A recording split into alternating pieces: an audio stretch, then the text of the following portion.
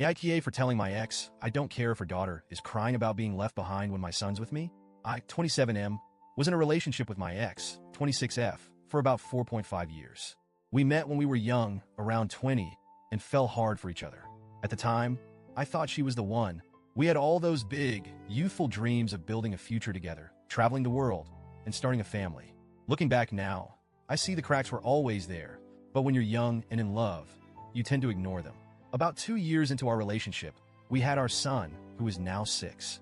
I'll admit, we weren't exactly planning on becoming parents so early, but when it happened, I committed.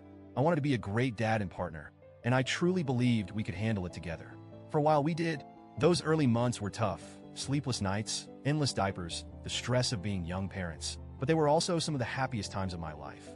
Holding my son for the first time changed me in ways I can't even explain. But as our son grew, things between my ex and me started to unravel. She seemed distant, and communication became strained. We argued more, and I could feel her pulling away. At first, I chalked it up to the stress of parenting, but something in my gut told me there was more to it. I ignored the signs for a long time because I didn't want to believe our little family was in trouble. When she got pregnant again about 2 years after our son was born, I hoped it would be a turning point. Maybe having another baby would bring us closer and help us rediscover the bond we'd lost. But instead of feeling joy, I felt uneasy. Something wasn't right. The timelines didn't add up, and there was this nagging voice in the back of my head that told me to ask questions I didn't want to ask. Eventually, the truth came out. She had been cheating on me. I don't know how long it had been going on or how many people were involved, but the damage was done. When her daughter was born, I insisted on DNA tests for both kids. It was one of the hardest things I've ever had to do, but I needed to know the truth. The results came back, and they confirmed what I suspected. My son was biologically mine, but her daughter wasn't. Seeing it on paper made it all feel so final. I remember sitting in my car after getting the results, just staring at the envelope and feeling this mix of relief, anger, and heartbreak. Relief that my bond with my son was real. Anger at my ex for betraying me and putting me in this position. Heartbreak for the life I thought we were building together that was now gone. We broke up shortly after that. I fought hard for 50-50 custody of my son because I wanted to be in his life as much as possible. My ex and her family begged me to stay involved with her daughter too. They argued that the kids deserved to grow up together and that I had already been a father figure to her during her pregnancy and her early months. But I couldn't do it. It wasn't just about the betrayal, though that was a big part of it. It was also about boundaries.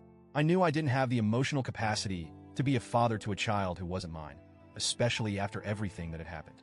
And honestly, I resented being put in that position in the first place. My ex made her choices, and I didn't think it was fair for me to bear the consequences of them. To be clear, I never went out of my way to be cruel or dismissive. I told my ex firmly, but politely, that I wouldn't be involved in her daughter's life. I documented everything in emails to make sure there was a clear record of our conversations, just in case it ever became an issue. For the most part, we settled into a routine.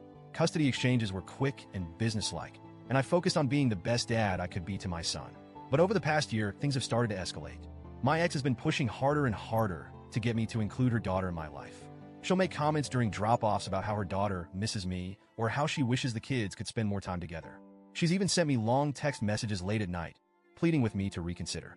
She always frames it as being for the kids, but I know it's not really about them. The breaking point came a few weeks ago. We were doing a custody exchange at a local park, and she approached me while I was helping my son into the car. She was holding her daughter's hand, and I could tell she had been crying. She started talking about how much her daughter struggles whenever her brother leaves. She said her daughter cries and asks why she doesn't get to come with me. She said her little girl wants to run up and hug me, but doesn't because she knows I wouldn't be okay with it.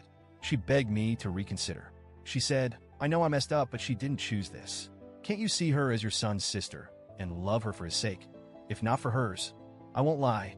Hearing her say that hit me hard. I'm not some emotionless monster. I felt for her daughter. I really did.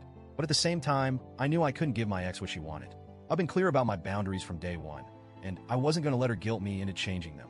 So I told her, as calmly as I could, that I didn't care. I said, I didn't make her daughter, and I'm not going to be responsible for raising her. You need to put that energy into finding her real father and leave me alone. Then I got in my car and drove away. Since then, things have blown up. Her sister DM'd me on social media, accusing me of being heartless and asking how I could turn my back on an innocent child. She said I was punishing the little girl for something that wasn't her fault. Then one of my ex's friends messaged me too, but her tone was a lot more aggressive.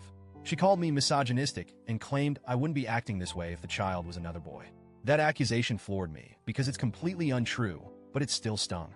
Now I'm sitting here second-guessing everything. I've always believed that my boundaries were fair and necessary, but hearing people say these things makes me wonder if I'm being too cold. On one hand, I know I'm not responsible for my ex's mistakes, and I have every right to focus on my son. On the other hand, I feel terrible for her daughter. She's just a kid, and none of this is her fault. So, Reddit, AITA, should I have handled this differently? Or is it okay to stand my ground and prioritize my own mental and emotional well-being?